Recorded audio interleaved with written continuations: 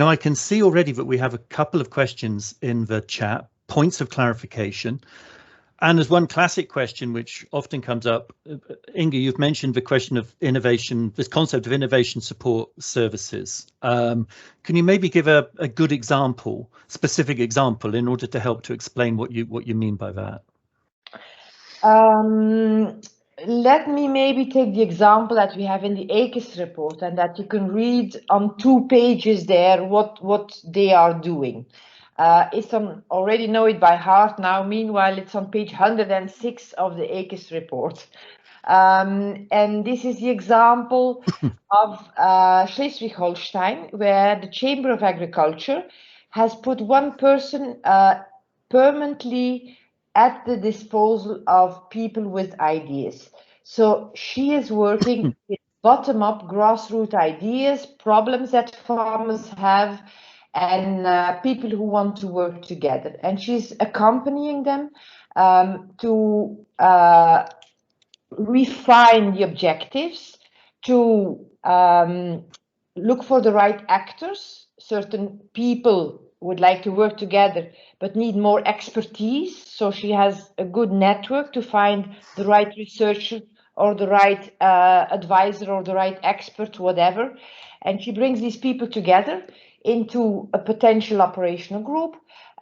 They start discussing how they are going to make their activities, and what will be the roadmap, the time frame, how they are going to work together. They have to make an agreement, who does what, who is responsible for what.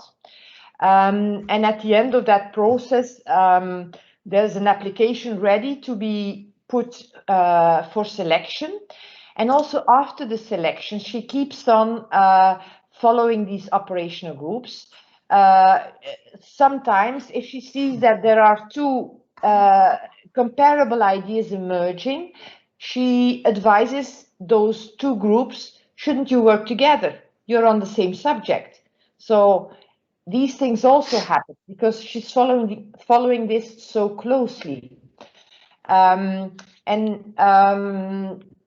fact, that during the running of the projects, she's still helping with, if need be, administrative issues, if a modification needs to be made or whatever. It could be that a crop is lost and a new has to be sown, or a partner goes out and has to be replaced. So the classical things that happen in a project.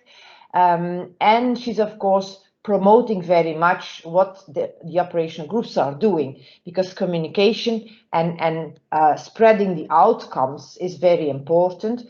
The operational groups also have a number of activities during the project where they invite as much peers as possible, and this works very well.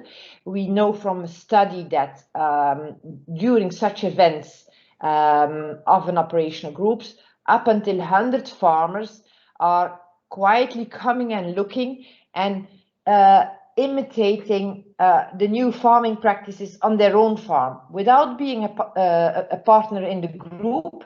They learn from coming to see at demonstration events during the project. So already while the project is running, the ideas and the solutions are spreading. And this is she is accompanying. I have a second example of an innovation support service, which in our EIP seminar of September, which you can find fully recorded on the EIP website,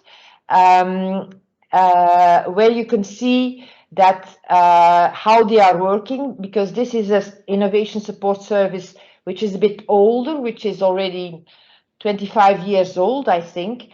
And they have already 30 people. They have split up in 2-3 people who are helping to do the applications, 2-3 people specialized in communication. And then also within the innovation brokers, they have people who are more into like livestock or more into water or energy. So they have some specialization already, but that you can only do with a bigger group, of course. So I think these are 2 typical examples, different from each other, but both working very well. And you get this, the one in the AKIS report from Schleswig-Holstein, and the other one through the AKIS seminar in September. Super. Thank you very much for that, Inge. Inge, there's a couple more questions. Now, one of them is very, very specific, and it's from Leho in Estonia. And it's about this whole issue of the transition from the FAS, from the Farm Advisory System, to an inclusive AKIS. I'm not going to invite you to respond to that now, because I think actually it's a question we need to carry forward to the discussion after lunch. And so we will come back to that, Leho. And so, but I find the comment from Johan in Sweden, I mean, very interesting. I mean, it's a general comment. As a former researcher and advisor, he's making this point that, of course, you know, researchers and advisors already have their existing networks, and they don't always want or have time for further networking. So what's the motivation? What's the incentive to engage? Well, it's really simple. We want knowledge flows. We force through our strategic approach that the researchers start not only drafting scientific abstracts, but really translating what they are doing into simple layman's knowledge, and that they start sharing it in agriculture journals, at events where they meet the practitioners, and vice versa. At these events, they also learn about what are the problems. So this influences then, vice versa, their research programs, and they will be much more interested to work on subjects where they get a lot of questions coming out. So this is something that with this separate FAS system we never had. There were fixed fields to give advice on, and that's of course logic. In the time that cross-compliance was introduced, this FAS was also introduced, and it was a way of helping people to comply with these new regulations. People who have come in later probably already have forgotten the start of the FAS. But at the time that was quite useful to help the farmers not to lose money through cross-compliance. But meanwhile, we are in a world with an enormous amount of challenges. Cross-compliance, or conditionality as it is now called in the next CAP, has become a normal part of advice. And many more and other questions need to be replied. And the attraction point is really this extra new, up-to-date knowledge and this interaction that we offer with researchers, with the other advisors, that attracts them in the future. Yeah, which is very nice from the advisory side, and I can clearly see a motivation there. But Johan is making the additional point that, you know, as far as researchers are concerned, I mean, they're locked into a very specific system of acknowledging their merit through publications, etc., as well as acknowledgement for their funding, their success at securing funding. So, I mean, what's the real motivation for researchers to be, you know, to be engaging? I mean, for example, within the framework of Horizon Europe, would you anticipate that greater recognition or credit or points, evaluation points, will be given to projects and researchers that demonstrate a real commitment to engaging? I mean, how's that? Yes, we see this coming on now. We have already 1/3 of the impact points in the UK being given for the impact in practice. So that's already an embedded in the rules way of rewarding researchers. But what we should not forget is that researchers are also people, and they like to see that what they do is useful.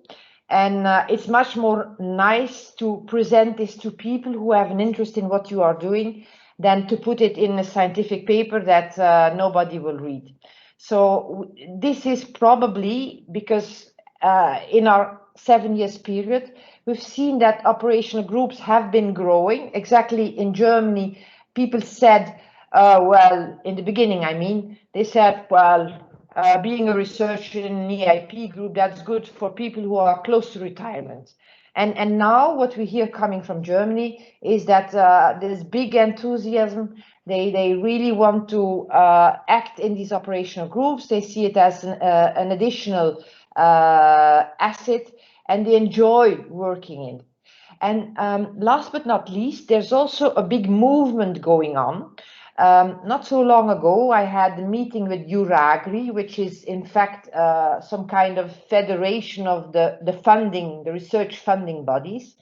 And they worked on what they call transformational research, meaning research that has an impact in practice to make certain transitions. And in terms of environment, in terms of climate, and many more things, also in social inclusion, etc., generation renewal, you name it, there are so many fields where we need transitions. And you can't make transitions as a researcher on your own. You have to work with the people who are in the middle of practice and who can help you to make this transition. Yeah. So this so-called transitional research, in the past, the word in France, when we started, was participatory research. We call it multi-actor or operational group. Some people now call it living labs.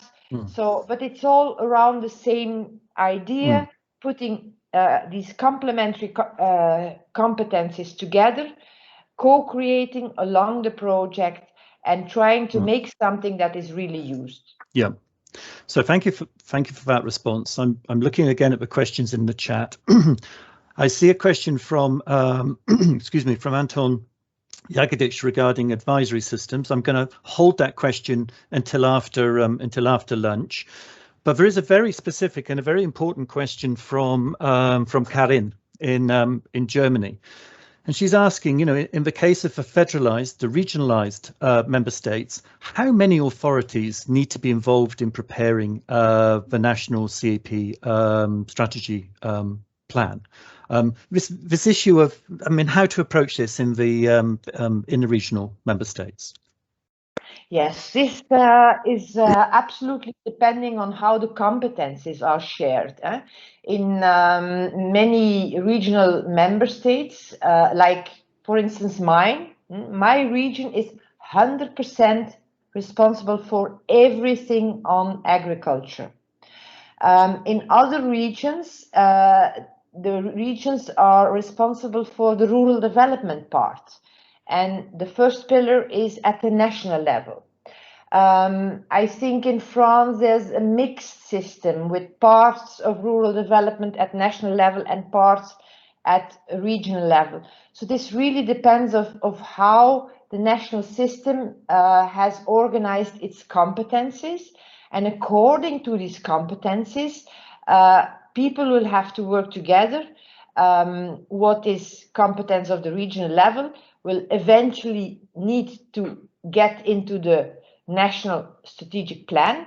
So, of course, they will need to be talking with the people who draft that national strategic plan if the competencies are not at national level. So it's as simple as that, in fact.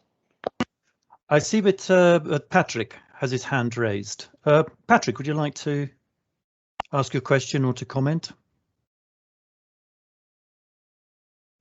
Good morning, everyone. Thank you, Mark. So my comment was, in our efforts in Ireland to think about how to incentivize researchers as one of the steps that needs to be considered.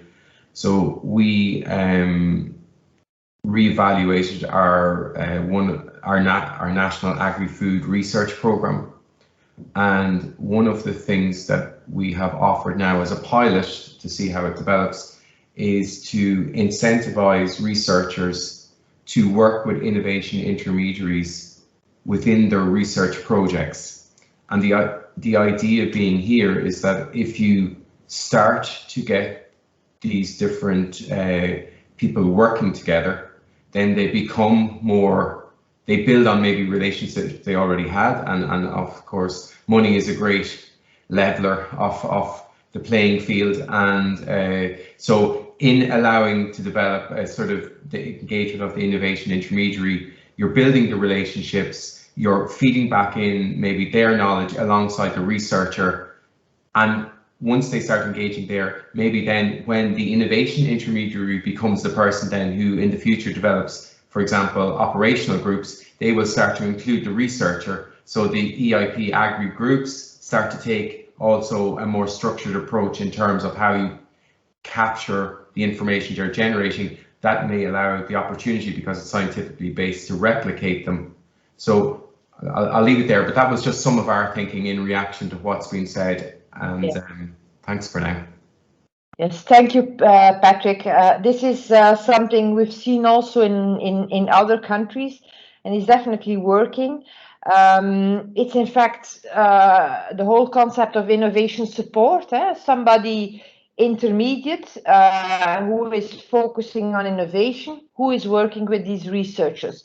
So the only thing what I would like to add is that our experience is that these intermediaries, when we started in the beginning to talk about innovation brokering and innovation support, etc., 7 years ago, there were many consultants from outside the area who thought his money to be made and who jumped on it, and this was not working, because you have to understand how a farmer thinks, how an advisor who can be, for instance, a very good innovation intermediary.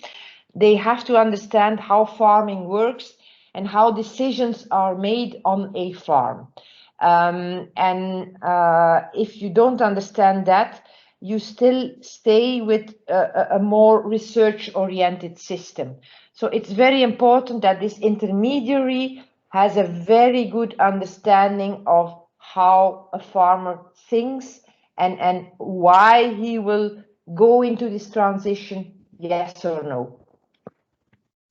Super, thank you, Patrick, and thank you to Inge. I see that Karin also has her hand up, and I guess that she'd like to respond to your feedback on the issue of regionalisation or regionalised member states. Yes, thanks, Inge, for your answer. So my specific question was, what about adaptation of the CAP strategy plan? So we are talking about innovation interventions in the context of AKIS.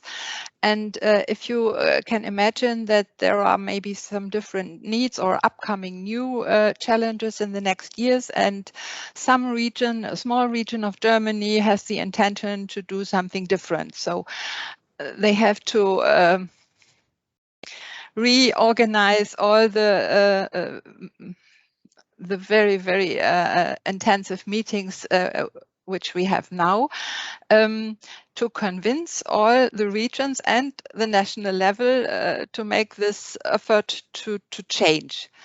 And I'm really in favor of descriptions in the CAP strategy plan for federalized member states to do it as much broad and flexible as possible, to allow really flexible interventions in the context of AKIS, because you have to take into account the budgetary amount which is spent for AKIS. It's very small compared to investment and to other interventions as direct payments and eco schemes. So who would do it and why? So if you have a broad description, you can allow different concrete actions in the regions. Because if you have public advisory services, if you have research options, if you have private advisors, they all have different needs. And then if you prepare everything according to the rules, we had this in the current period, even the public procurement was done, then there was a milk crisis. But the public procurement was only for organic farming or for sustainable agriculture. But the farmer, he had to pay his money back to the bank for investments, and he had big problems because of the milk crisis. But it was not possible to switch the advice according to the really current need. And this should not happen again. No. This is very important in the context of innovation, and also the administrative burden needs to be very, very low, because innovation is also something which has to be happen quick. If you have to wait very long for the go for this project, the innovation is already gone, and the big companies have already done what they wanted to do. So there's really a complex mixture of things which can go wrong in the implementation of AKIS interventions. And we have to think in a holistic way how it could work best. Thank you. Thank you, Karen, for this very accurate description. In fact, it reflects a bit how we also think at EU level. You have seen that for advice, we've taken away a lot of the musts and have made it much more flexible than in the past. So as you say, if there's a crisis and advice should go more to solving the crisis, this should be possible within the EU rules. And of course, within your country, it will be a question of also during the discussion while writing the plan to defend this, because from the EU level, we are really in favor of that. Also, what you are saying, innovation, you have to be quick. That's what we're saying. Ideally, have continuously open calls, because a farmer with an idea doesn't like to wait for 3 years. He's already forgotten by then. He lost his interest. So if you have, like Sweden, for instance, have done from the very beginning, a continuously open call, and after a number of months, they just stop, and everybody who put in an application is going through the selection, and then they can start their project. They combine this also with preparation of projects, that only already well-mature projects are in the selection, and then they can be relatively quickly being started up. So indeed, those are essential things, and I think they are a bit the lessons learned. Many of these things come back in our EIP seminar at the end of one of my presentations. I think we skipped over it, probably in this presentation at the end. I made reference to this EIP seminar in September 2020, because exactly there, the Swedish example of continuously open calls is there. We also have examples of advisory services that are very flexible. So we try to bring that message, and we hope that everybody who is here who hopefully captures these messages, brings them to the home countries and makes it come true, because what you say is absolutely right. Thank you, Inge. And I think it's very important to look at also at the last miles in this process, because I was a little bit scared yesterday, I must confess, about this average unit costs for interventions, and all the people who know, for example, who work in digitization. If you want an expert in this digitization topic, it's much more costly as if you have maybe an intervention about biodiversity without sensors. So it's scary what detailed regulations can destroy. Yeah. I must say that a number of member states have not understood sufficiently the flexibility you have. The modifications you can do. Unit amounts can be adapted every year. And there will be no punishment only after 5 years. And during those 5 years, you can already have adapted your unit amounts. So there's not so much difference in a way with what we are doing now, with also yearly or even sometimes more than once per year adaptations to the rural development program. So the same type of adaptations will be possible yearly, and following the expenses and how many beneficiaries make use of a certain measure. Your people in the administration, and for AKIS, of course, we have this AKIS coordination body to specifically follow that up and give a signal if something is not going well and needs to be adapted. by the end of this 5 years period where performance will be looked at, you will have long time adapted. But it is, of course, needed to follow this closely and to have networks, AKIS networks at different levels, in your case, certainly the regional level, that give the signals of this is working well, or this unit amount is too high or too low, or whatever, we cannot do it for this or that reason. So it's a question of communication, really. It's not that everything is fixed and not possible to change, but if there are problems, you must ensure that you have a system to bring these problems to the level of the people who are doing the national plans and asking for the modifications. This is very important. We still have the monitoring, etc., the monitoring committee. So there are means to do that exactly as in the past. Super. Thank you very, very much. Thank you, Karin, from the original question. I'm sorry I didn't quite catch the specific question that you were asking. And thank you to both of you for such a detailed and rich discussion and exploring this issue of a flexibility which exists. Inge, I'm watching the clock, obviously, and I think we need to move on now to be focusing much more specifically on the place of on the function of the CAP networks in supporting the AKIS coordination and interaction.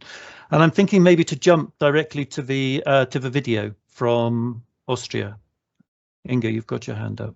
Yes, I have my hand up just to say that in this presentation, on slide 25, you have the link to this EIP seminar where the examples I was referring to you can find.